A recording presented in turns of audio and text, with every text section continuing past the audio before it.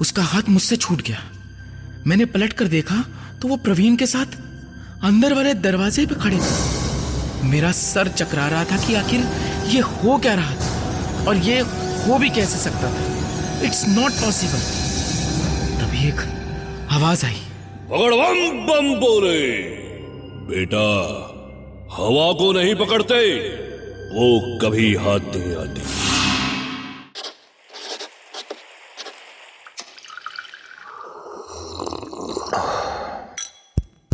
Fever stories.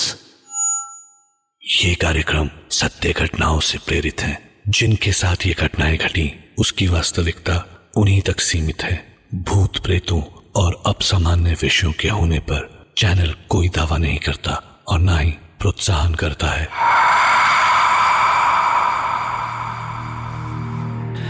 हम इंसानों को लगता है कि हम इस दुनिया को समझ गए हैं। हमने अपनी साइंस से इसकी गुत्थियां सुलझा ली हैं। पर जब भी हम ऐसा सोचते हैं, ये दुनिया कुछ ऐसी नई पहेलियां हमारे सामने रख देती है जो फिर से इंसानी समझ को छोटा साबित कर देती है। क्यों हमें उन पुरानी हवेलियों में जाने से मना किया जाता है? क्यों कहा जाता है कि दिन ढले पुराने कब्रिस्तान वाली सड़क से मत गुजरना? बड़े बूढ़ों की कही सारी बातें मिथ्या या मिथ हैं, या वाकई उनमें कोई राज छिपा हो सकता है? सोचिए। मैं डॉक्टर नागर, पेशे से मनोवैज्ञानिक और पैशन से ह्यूमन माइंड का फैन, तो आपके पास लेकर आता हूँ मुझसे मिले कुछ लोगों की आप बीती, कुछ घटनाएं जिन्हें सुनकर आप सोचने पर मजबूर हो जाते हैं।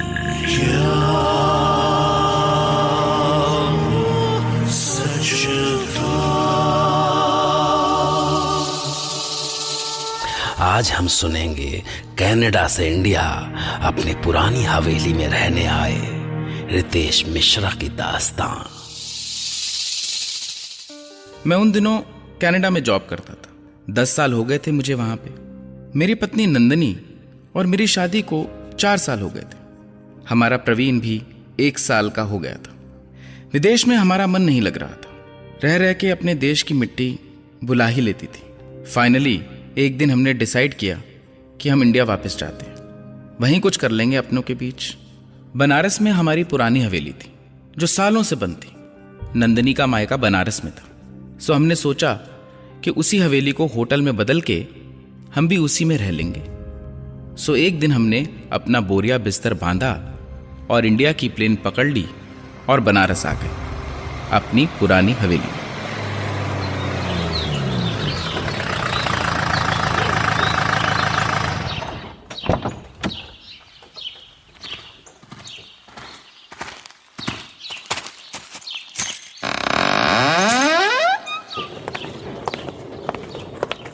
तो कैसी लगी हमारी हवेली तुम्हें? गंदी। उफ, कितनी धूल है यहाँ पे। पर कल ही तो सफाई खत्म हुई है। अब इतनी धूल तो आखिर पूरे इंडिया में होगी, इससे नहीं बच सकती। अचानक से बेसमेंट के ऊपर आने वाली सीढ़ी से 4 छोटे बच्चे लगभग 4 साल के भागते हुए आए। उन्हें देख के हम एकदम से डर गए। बंद हवेली में बच्चे कहां से आ सकते हैं? हम एकदम से शॉक थे। बच्चों रुको, कौन हो तुम लोग और यहाँ अंदर कैसे आए? हम तो यहीं रहते हैं। क्या मतलब यहीं रहते? साफ साफ बोलो, अंदर कैसे घुसे? और तुम्हारे माँ बाप कहाँ हैं? हाँ, हम यहीं रहते हैं हमेशा से ही। चाहे तो आके देख लो। देखो सच बोलो, नहीं तो मैं तुम्हें पुलिस में पकड़वा दूंगा। 1 मिनट। अच्छा बच्चों, तुम्हें पता है यहाँ बाथरूम कहाँ है? हाँ, आइए ले चलते हैं। तुम बाद में लड़ लेना, मैं इन बच्चों के साथ बाथरूम होके आती हूँ। प्रवीण का डायपर भी बदलना है। तुम फिजूल में परेशान होते हो। कोई दरवाज़ा कहीं खुला रह गया होगा, बच्चे ही तो है। हाँ तुम हो आओ, मैं जरा बाहर देख के आता हूँ। बच्चे नंदनी को बेसमेंट में किसी बाथरूम में ले गए। बेसमेंट में बाथरूम होगा, ये सोच के थोड़ा अजीब लगा। पर पता नहीं, मैं हवेली में इससे पहले कभी आया नहीं था, तो शायद हो भी। मैं बाहर आ गया। मुझे लगा कुछ एक चीज़ खरीद ले आता हूँ। मुझे आने में कुछ आधा घंटा लग गया। वापस आया तो नंदिनी अभी आई नहीं थी। मुझे लगा काफ़ी टाइम हो गया नंदिनी को गए हुए। नंदिनी, नंदिनी, नंदिनी, हाँ आई। कहाँ गई थी तुम? बस नीचे, वो बच्चे यहीं पास के थे, चले गए। पता नहीं कितने कमरे हैं इस हवेली में। 18। अरे तुम्हें कैसे पता? ये बिल्ली ये कहाँ से आई? अरे कितनी डरावनी है। क्या क्या है पता नहीं इस घर में। वो टीनी है, यहीं रहती है। तुम्हें कैसे पता? कैसी बातें कर रही हो?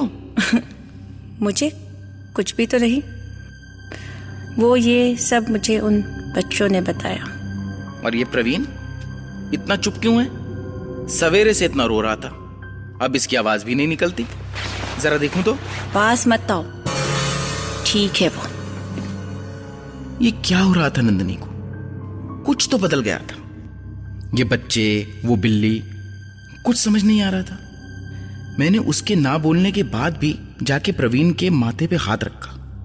बर्फ से भी ठंडा था वो। मैंने नंदिनी का हाथ पकड़ा कहने के लिए कि जरा देखो उसे, पर नंदिनी का हाथ भी उतना ही ठंडा। मुझे लगा कि शायद मेरा हाथ ही ज्यादा गर्म रहा होगा। नंदिनी ने बोला, तुम थक गए, बैठो, चाय बना लाती हूँ। पर चाय का सामान कहाँ है? नहीं है, मैं तुम्हारे पीछे ले आई थी। 2 दिन तो जैसे तैसे कट गए। मैं हवेली के काम में काफी बिजी था और इसलिए हवेली में कम रहा।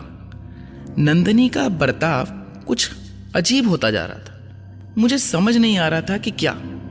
उन बच्चों का घर में आना काफी बढ़ गया था। नंदिनी पूरा दिन उनके साथ बैठी रहती। पर सबसे अजीब बात तो ये थी कि उसने घर से निकलना बंद कर दिया था। वो जब से आई थी एक बार भी हवेली से बाहर ना निकली थी। जिसने कनाडा से मुझे इंडिया घुमाने के लिए सर में दर्द कर दिया था, अब हवेली से बाहर ही नहीं जाना चाहती थी।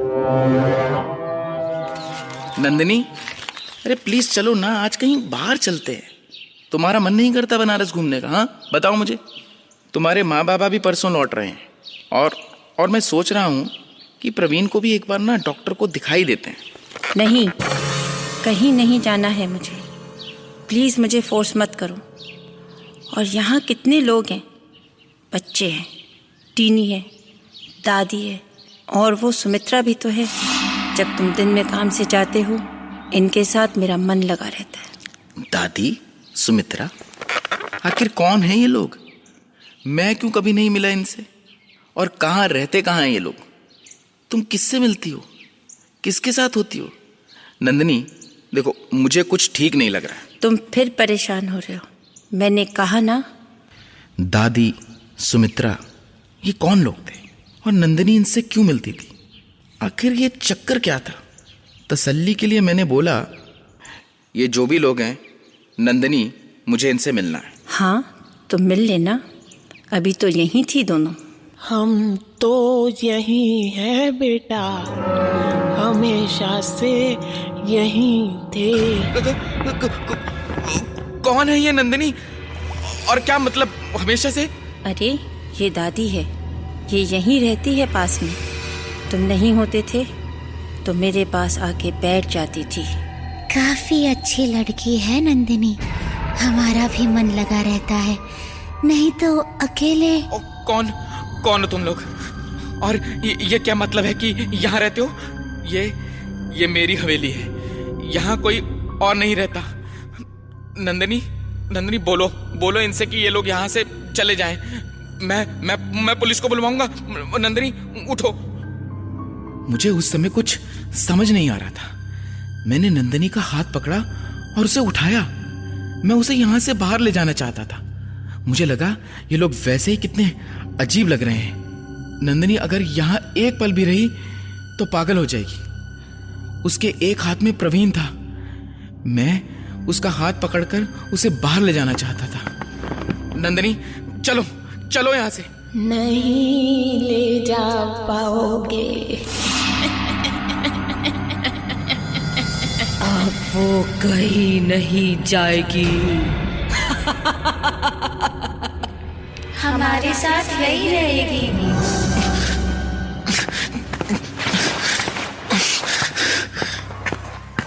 रितेश रुको, मुझे कहीं नहीं जाना। रितेश। उसके बाद कुछ ऐसा अजीब हुआ जो कि आज भी मैं विश्वास नहीं कर पाता। मैं जैसे ही नंदिनी को खींचकर बाहर के दरवाजे तक लाया, वैसे ही अचानक उसका हाथ मुझसे छूट गया। मैंने पलटकर देखा तो वो प्रवीण के साथ अंदर वाले दरवाजे पे खड़े थे। मेरा सर चकरा रहा था कि आखिर ये हो क्या रहा था और ये हो भी कैसे सकता था। It's not possible. तभी एक आवाज आई, भगवान बम बोले। बेटा, हवा को नहीं पकड़ते, वो कभी हाथ नहीं आती। आप कौन हैं? मेरा नाम परमहंस है। मैं एक योगी हूं। जिस सवाल को लेकर तुम परेशान हो, उसका जवाब है मेरे पास। मैं बाहर आया। बाबा वहीं खड़े थे। एक अजीब सी शांति थी उनके चेहरे पे। मैं उनके सामने रो पड़ा। मैंने कहा, बाबा, ये क्या हो रहा है? क्या हो क्या गया है नंदिनी को? और अभी जो ये हुआ। बेटा, सत्य वास्तविकता से भी ज्यादा भयानक है। मैं जो कह रहा हूं उसे ध्यान से सुनना। बेटा, तुम्हारी पत्नी और बच्चा अब जीवित नहीं है। उन्हें मरे 4 दिन हो चुके हैं। क्या क्या कह रहे हैं आप? आप भी उन औरतों की तरह पागल तो नहीं है? अभी तो नंदिनी मेरे साथ थी। जाइए यहां से। जो तुम्हारे साथ थी वो तुम्हारी पत्नी नहीं, उसकी आत्मा थी। तुम्हारी पत्नी को भी नहीं पता कि वो मर चुकी है, ना ही उसे पता चलेगा कभी। तुम्हें इस हवेली के बारे में कुछ नहीं पता। बहुत साल पहले यहाँ पे 3 बच्चों को उनकी माँ से अलग करके निर्दयता से मार दिया गया था। पर उनकी आत्माएं आज भी इस हवेली में है। जो कोई भी औरत इस हवेली में जाती है, वो बच्चे उसे अपनी माँ समझकर मार देते हैं। और सबसे बड़ी विडंबना ये है कि इस हवेली में जो मरता है, उसे भी नहीं पता होता कि वो मर चुका है। वो हमेशा इस हवेली का होकर रह जाता है। वो बूढ़ी औरत और उसकी बहू के साथ भी यही हुआ था बेटा। मैं फिर भी नहीं मानता। आओ, चलो मेरे साथ। भगवान। मैं बाबा के साथ अंदर गया। ओम ह्रीं स्फुरा स्फुरा प्रस्फुरा प्रस्फुरा खोरा खोरा धरानुरूपा चढ़ा चढ़ा प्रचढ़ा प्रचढ़ा कहा कहा वमा वमा बंधा बंधा खड़या खड़या ओम फट। और जैसे ही बाबा अंदर घुसे, वहां कोई नहीं था। मुझे ये सोचकर और भी डर लग रहा था कि जो बाबा कह रहे हैं कहीं वो सच ना हो। बाबा ने मुझसे पूछा कि जब तुम यहां आए थे तो तुम्हारी पत्नी सबसे पहले कहां गई थी। मैंने बेसमेंट की तरफ हाथ दिखाया और मुझे ये सोच के और भी आश्चर्य हुआ कि मैं खुद कभी वहां क्यों नहीं गया। मैं जैसे ही बाबा के साथ नीचे गया तो वहां जो था उसे देखकर मेरी चीख निकल गई। वहां नंदिनी और प्रवीण की लाश थी। नंदिनी नहीं। उसके बाद मुझे कुछ भी याद नहीं। मैं बेहोश हो गया था। काफी दिनों तक मैं हॉस्पिटल में था। डॉक्टर्स ने कहा कि मैं सीवियर ट्रॉमा में था। नंदिनी और प्रवीण की अस्थियां मेरा इंतजार कर रही थी। मैं उन्हें वहीं गंगा में विसर्जित कर कनाडा वापस आ गया। हवेली मैंने गिरवा दी। मेरी दुनिया हमेशा के लिए उजड़ चुकी थी।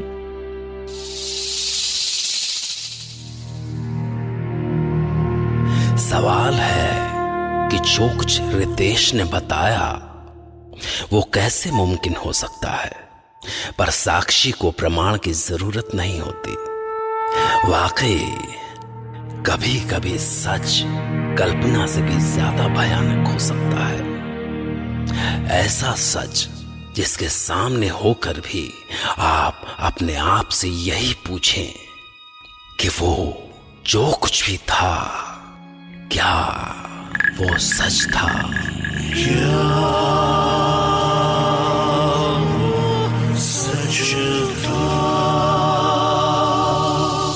खैर, मैं डॉक्टर नागर से फिर मिलूंगा एक नई सच्ची घटना के साथ। तब तक के लिए take care of your mind. ऐसी और कहानियां सुनने के लिए सब्सक्राइब करिए फीवर स्टोरीज, कहानियां ऐसी जो दिखाई दें। ऐसी और कहानियां सुनने के लिए सब्सक्राइब करिए फीवर स्टोरीज, कहानियां ऐसी जो दिखाई दें।